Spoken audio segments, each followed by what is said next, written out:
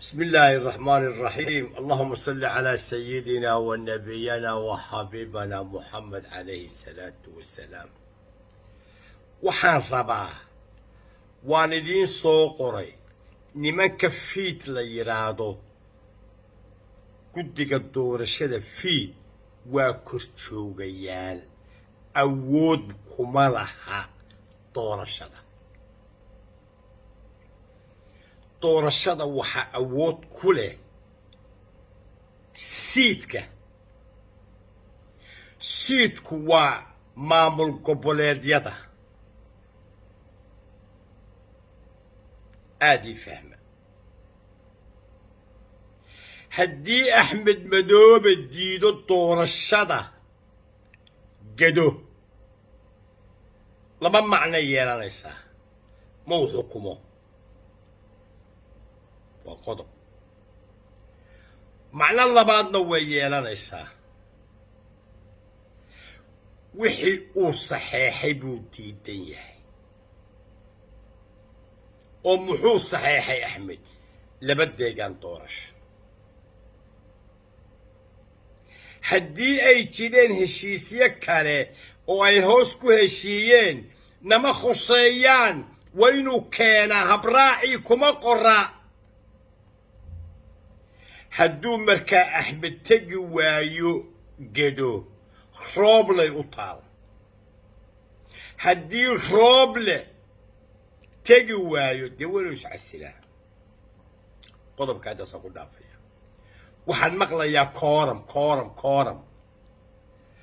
sideedaba kooramku waa xeer hoosaad uu samaystay baarlamaan shaqaynaya oo jira dastuurkana ku qoran marka baarlamaanku uu shaqo maalmeedkiisii ku jiro ayaa habmaamuusku ama habdhowruhu yidhaahdaa kooramku waa buuxaa markaasaa guddoomiyaha baarlamaanku ajandihii keenaa baarlamaan aan la dhaarin kooram oo doorasho ku jira war nagala taga meelay ku qoran tahay ma jirto baarlamaanku waa inuu soo dhammaystirmaa markuu soo dhammaystirmo waa in la dhaariyaa marka la dhaariyo waa inay ninka ugu da'da weyn iska doortaan ninkaasi markaa waa inuu guddigii doorashada ra'iisul baarlamaanka iyo ku-xigeenka koowaad iyo labaad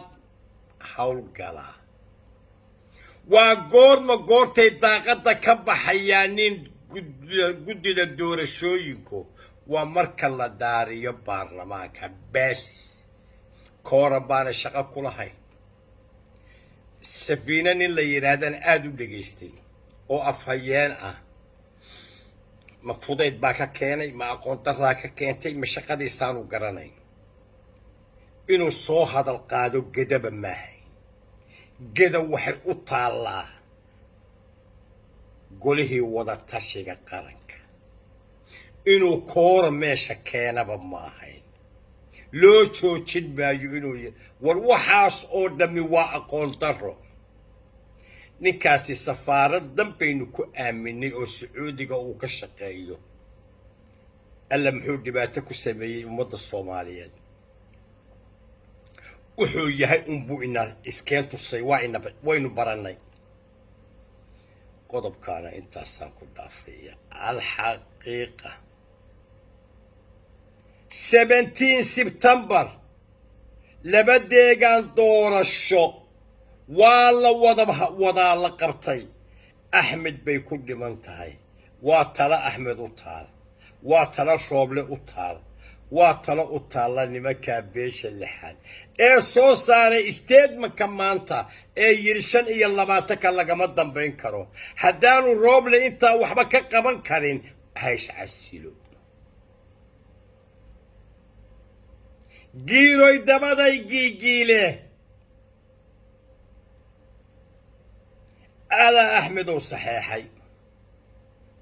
adaa rooblow shir guddoonka ahaa oo doorashaa lagu dhiibay doorashada 17 September bay ahayd intii aad xilka haysayna intaasoo shir baa dhacay qodobkaana intaasaan ku dhaafayaa alxaqiiqa awoodda guddiga doorashooyinka muuse geelle baa xalay warqad soo qoray foojari ah wuxuu yidhi ha la hakiyo kursiga reer aw xasan ee yaalla beledweyne markiiba waxaa ka soo jawaabay guddigii awoodda lahaa ee hirshabeelle waxay yidhaahdeen waxaa warqadda ay ku soo qoreen nimanka la yidhaahdo fiid maba hayno shaqana kuma lihin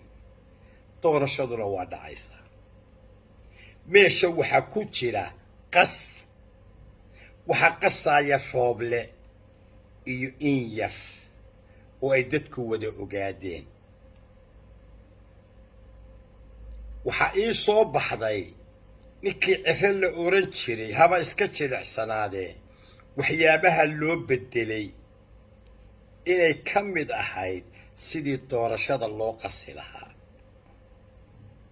waan ogaaday waxaan ka ogaaday hadalka faraha badan ee uu safiino idaacadaha ka sheego waxaan ka ogaaday waraaqahan uu muuse geelle soo saaro ee meelnaba aan ka soconayn waxaad mooddaa wixii loo idmaday inaanay garanayn nimanka la yidhaahdo fiid qodobkaana intaasaan ku dhaafaya alxaqiiqa waxa aanu rooble ka sugaynaa garbahaarey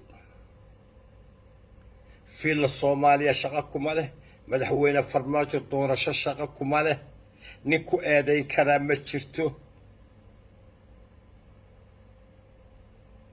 waxaas oo dhan waxa u xilsaaran rooble iyo inuu fuliyo 17 September iyo heshiisyadii ka dambeeyey wuxuu waa intaa haddaad leedihiin qabiilkaa dhan ee degagedo ee mareexaan leh ee dir leh ee qolo walba leh matalaad ma leh caddeeya kuraasta taalla gedo mareexaan oo dhammi ma laha haddaad ku xumayn lahaydeen farmaajo soomaali baa leh ninka ila soomaalidaa waan ka maarmaa dee ii sheega abeentood waa aqoon darro waa jahli qodobkaana intaas ayaan ku dhaafayaa alxaqiiqa rabbana aatina fi dunya xasana wa fi laakhirati xasana waqina cadaab annaar